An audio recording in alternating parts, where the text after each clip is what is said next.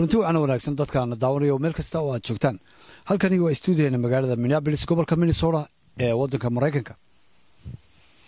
kusoo dhawaada daawadayaal waraysigan idinku soo fool leh oo aan la yeeshay Cabdirashiid Diiriye oo isagu ah wakiilka Khaatumo ee wadanka Imaaraadka Carabta haatan si booqasho ku jooga wadankan Mareykanka gaar ahaan magaalada Minneapolis ee gobolkan Minnesota aan marka hore Cabdirashiid ku soo dhaweeyo stuudiyeena Minneapolis ku soo dhawo marka hore Cabdirashiid bismillaahir rahmaanir rahiim waxaan salaamayaa warbaahinta sharafta leh Katsan gaar ahaan waxaan salaamayaa wariyaha weyn ee Cali Xaraare oo aan ku faraxsanahay caawa inaan la kulmo stuudiyaha Katsan ee magaaladaas Minnesota aad iyo aad baan ugu faraxsanahay inuu mar labaad iyadoo waraysiga labaad ay qaado inaan maanta kula kulmo stuudiyaha mudane Cali Xaraare aad baad mahadsantahay aan ku weydiiyay marka ugu horeysa Cabdirashiidow wadankan Mareykanka booqashada horta maxay ku saabsan maxaad u timi mudane Cali Xaraare waxaan ku weydiinaya waxaan kula socodsiinaya wadanka Mareykanka ayaa yana muhiim dardangelinta arrimaha Khaatumo iyo arrimaha aniga ay gaar ah waxaan caawan fursadan kaga faa'iideysanayaa aan doonayaa inaan ummadda Khaatumo iyo adigaba ku idin sheego waxaan goobjo muddo 10 casho gudahooda ayaan joogay wadankaasi magaalada Minnesota waxaan ka jaalida Khaatumo ee wadankaasi Mareykanka gaar ahaan magaalada Minnesota aad iyo aad bay soo dhaweeyeen waxaana farxadaya inaan ka qayb goobjoog ka ahaado iyadoo gudoomiyihii jaaliyada Minnesota mudane Cabdirashiid Xambuuse uu iska casilay xilkiisii isla markaana laga ilaalinay firaaqa ku imaanaya gudiga jaaliyada iyo gudoomiyaha in la doortay mudane nin aqoon-yahana oo reer Minnesota oo muddo badan ka shaqeynaya arrimaha Khaatumo oo la yiraahdo Maxamuud Cumar Ciise Xiiray taasoo aan ku faraxsanahay sida kalsoonida codkaas lagu gacan taagay aad iyo aadna loogu guuleystay inuu xilkaas uu qabto waa u hambalyeynay caawa ugu horeyn waaye mar haddii aad tiri arrimaha Khaatumona booqashadeedu way ku jirtay Mareykanka sideed u aragtaa jaaliyada reer Khaatumo ee ku dhaqan dalkan Mareykanka aragtida والله أركتي هذا دويد سال حرارة ونادر وحوي جاريد مناسوتو هذا جاريد بدنا نكون فرق سن عالم كأي أشرة جاريد مناسوتو وجاريد كلية هذه يقول مدة ستة سنة يودن بيسي لا تمكن سنة يودن بيسي ما ملك خاتمه وكبختي وعي وجاريد هذه همين أتاجن سيدي مدة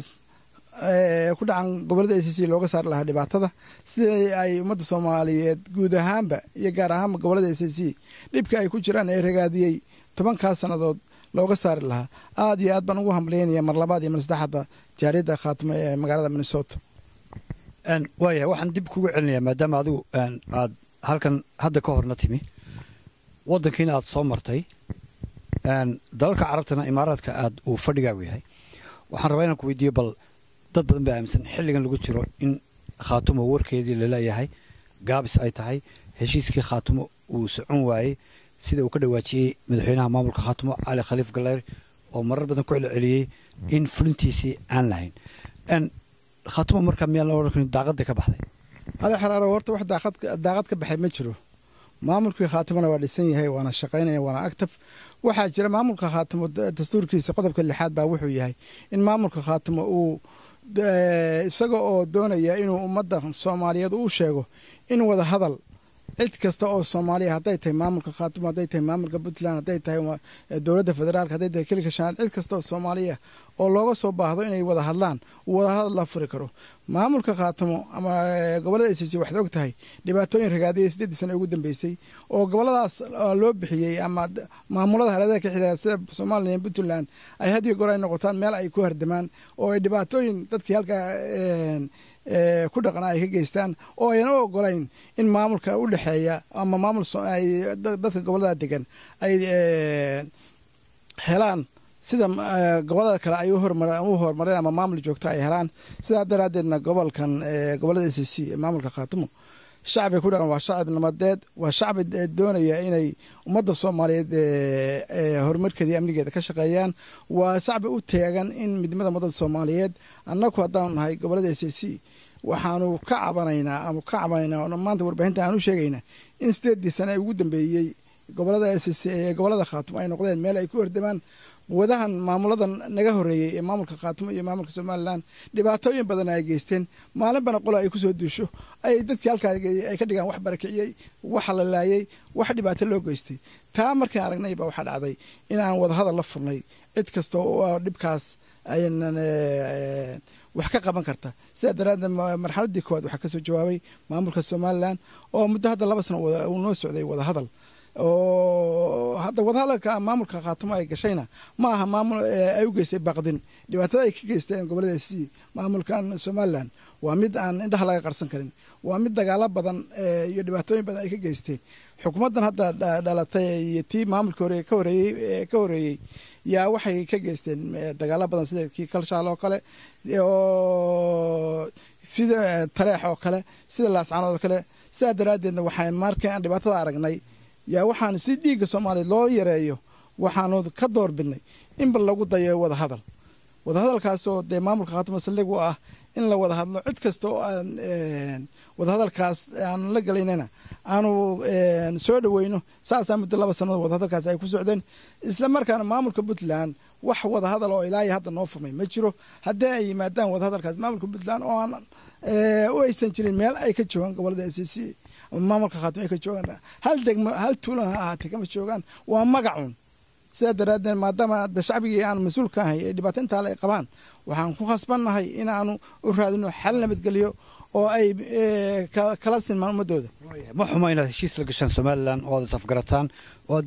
danihiina ka wada hadashaan laakiin heshiiskiini mee xaguu ku dambeeyey inaadeer waxa weeye heshiiskii aanu ama heshiis maahay horta waa wada hadal ilaa iyo hadda wax heshiiyey anigu fikirka aan qaba ama dad badan fikirka ay qabaan waa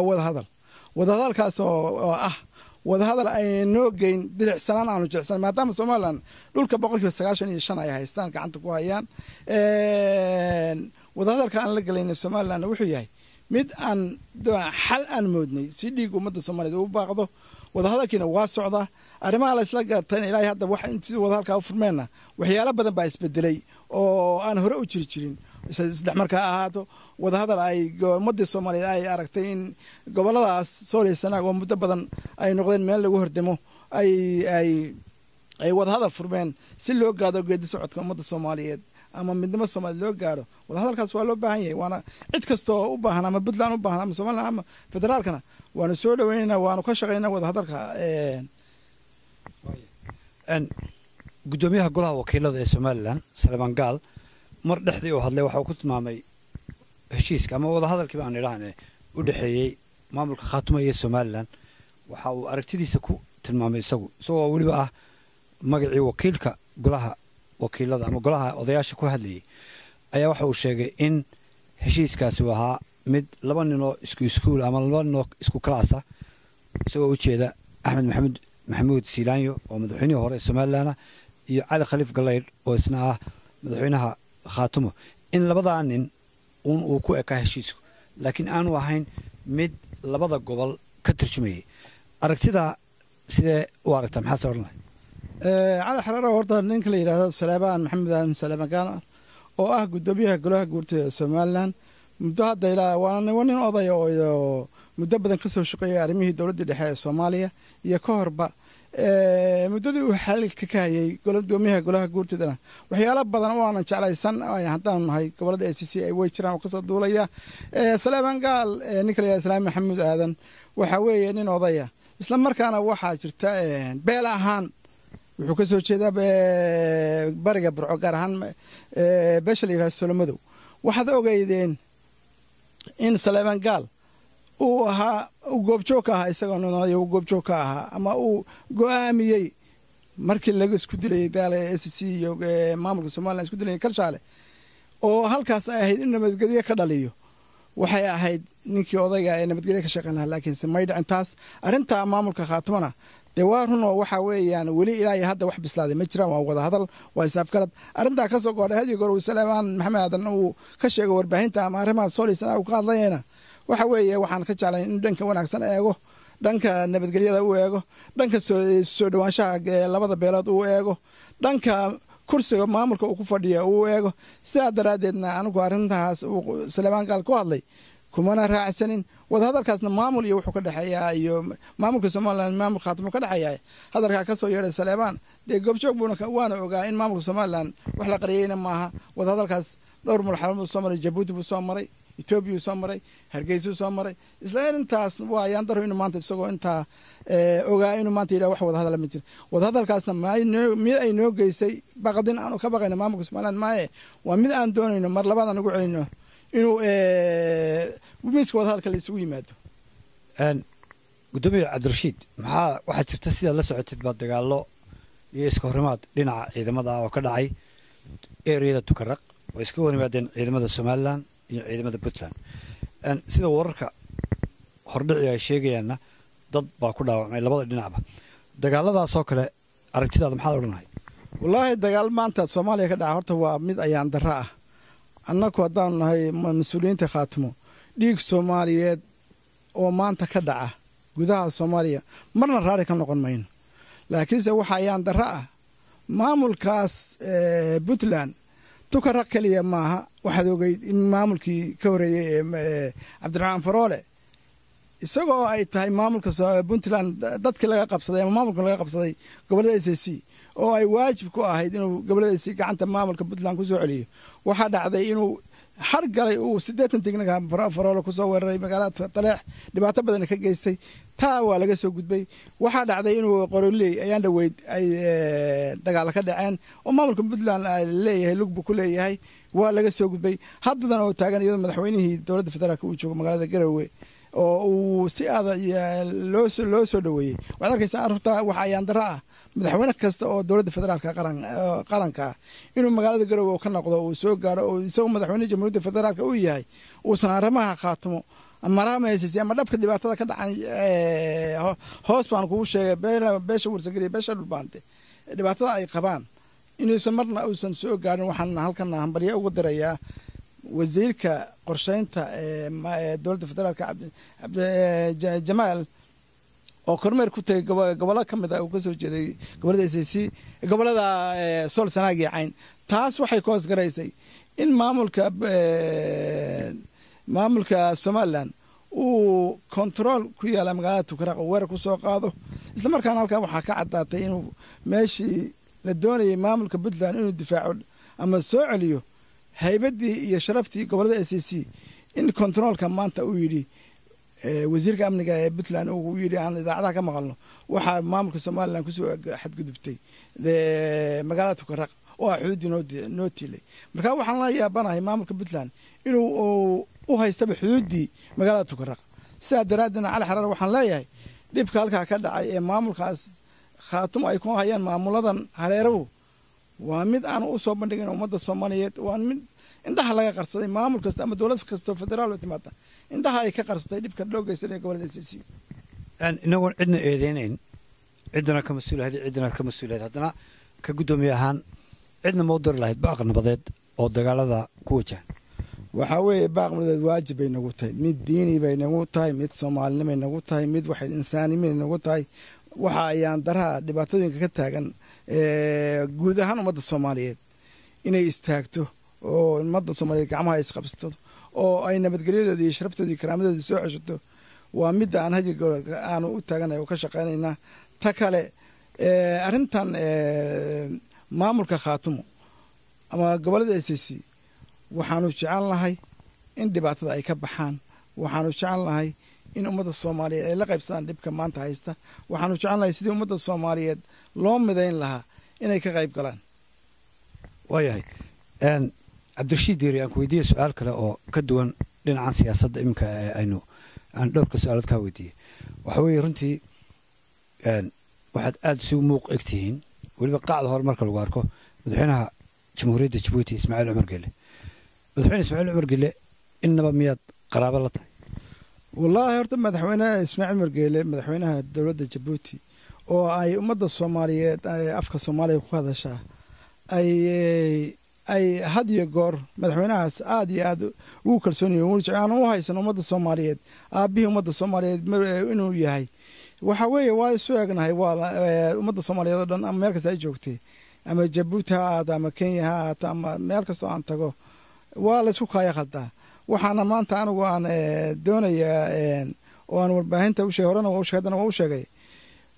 madaxweyne ismaaciil margel waxaan ka codsanaya dhibka soomaaliya haysta 20 sano ugu dambeeyey isagoo kasii shaqeeyey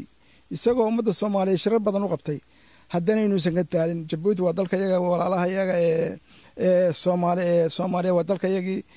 oo marti kuma nihin waxaan ismaaciil margel ugu hambalyeenaynaa shirarkii ilaa carta ilaa maanta kii ugu dambeeyey inta dhaweyd oo aqoonyahanka Soomaaliyeed u qabanayay inuu halkiisa ka sii wado inuu ummadda Soomaaliyeed wada arkatay maalin miid ugu dambeysay wuxuu sameeyay in goboladii dhexe maamulka al-Sunna wal Jamaaca iyo maamulkiisa galmudug uu isu keenay walaalisa daradeedna madaxweyne Ismaaciil Geele waan ku soo dhaweynaa waxaan hambalyada halkan ugu dirayaa mar labaad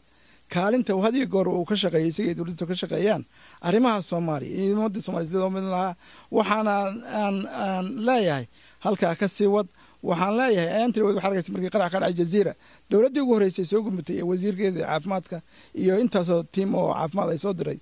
ay waxay ahayd madaxweynaha Jabuuti iyo xukuumaddiisa ummadda Soomaaliyeed marka meel kasta aan joognana waanu ku faraxsanahay kaalinta hadiyo goor madaxweyne Ismaaciil Margeele uu ka qaato arrimaha Soomaaliya dib u heshiisiinta waad mahadsantahay cabdirashiid aan kugu soo celiyo mar kale iyo khaatumo oo aad wakiil uga tahay imaaraadka carabta ugu dambeyntii haddii aan kelmadaada ku siiyo shacabka aad matashid ee reer khaatumo meeshii doonaba ha joogaane maxaad iyana kula dardaarmalayd waxa weeye cali xaraale waxaan ku leeyahay walaalo waxaan kula dardaarmay shacabka khaatumo maanta maamul baa u dhisan itaal kasta baa lahaadee maamulkaasna waxa weeye maamulkii ay doorteen ummadda khaatumo ay dooratay maamulkaasna waxaa madaxweyne ka ah madaxweyne roog cadaaya siyaasadda Soomaaliyeed ugu yaraan 50 sanado ku jiray aan ogahay nolosha maalin afraad hoyga uu ku leeyahay magaalada Minnesota tagi waxaan kaloo isku eegay hoyga uu ku degan yahay magaalada Buuhoodle markaan runta ku sheego farqiga u dhaxeeya labada meelood uu kala noolyahay nolosha uu ka tagay nolosha uu doortay farqiga u dhaxeeya aad iyo aad bay weyn u kala weynta isagoo dhibka inta uu adkaystay doonayay in umadiisa ka saaro dhibaatada ay haystaan waxaan leeyahay arrimahan maanta uu wado madaxweynahan maamulka khaatumo waa arrimo uu bareeray inuu ka mara dhaliyo insha Allah wana ka mara dhalin doonaa waxaan leeyahay dawladda maanta aan maamulka maanta noolisanna uu madaxweynaha ka yahay Professor Ali Khaliif Gareed madaxweynaha ka yahay Maxamed Cabdullaahi Calanuug aad iyo aad baan ula shaqeynaynaa waana soo dhaweynaynaa waana ku faraxsanahay waxaana doonaynaa inta waqtigooda ka dhamaanayo si la isu keen lahaa ummadan Soomaaliyeed waxaan ka codsanaynaa faaqa kaliya aan halka ka diriyay waxa weeye ismada maamulka khaatumo oo hadda leeyahay qaybtood waxay ku shiraysan yihiin maamulka garaway joogan oo madaxweyne dawladda federaalka ay la kulmayaan inay ka shaqeeyaan sidii ummadooda loo midin lahaa inay la shaqeeyaan maamulkooda inta ay xamar tegayaan oo ay maamul kale u tegayaan inay ummadooda baaba'san dhibka haysta ay ku dadaalaan inay ka saaraan taas ayaan ismada baaqan halkan ugu jeedinayaa dhibka ay maanta ku jiraan waa in maanta sidii xal looga gaari lahaa la sameeyaa maamulkan lala shaqeeya وهاجاك أدي أضبط مع سنتك كاسنا داود يا الوحى وها عبد الرشيد ديرية وسوى وكيلك خاتمه ودنك إماراتك عربته وسوى بوقشك وشوجا ودنك مريكنك ونقول يمد نقول صاب بقضي استوديو هنا مقالة مينيابلس كور كمني صلاة ودنك مريكنك تاني يكون كان الدنبه ورئيسي أما بالبرنامج كانوا كلا داود يا أنت ندبوا كل مدونه وعلى حرارة دمانتي بدك تيجي سلايو نبت قليو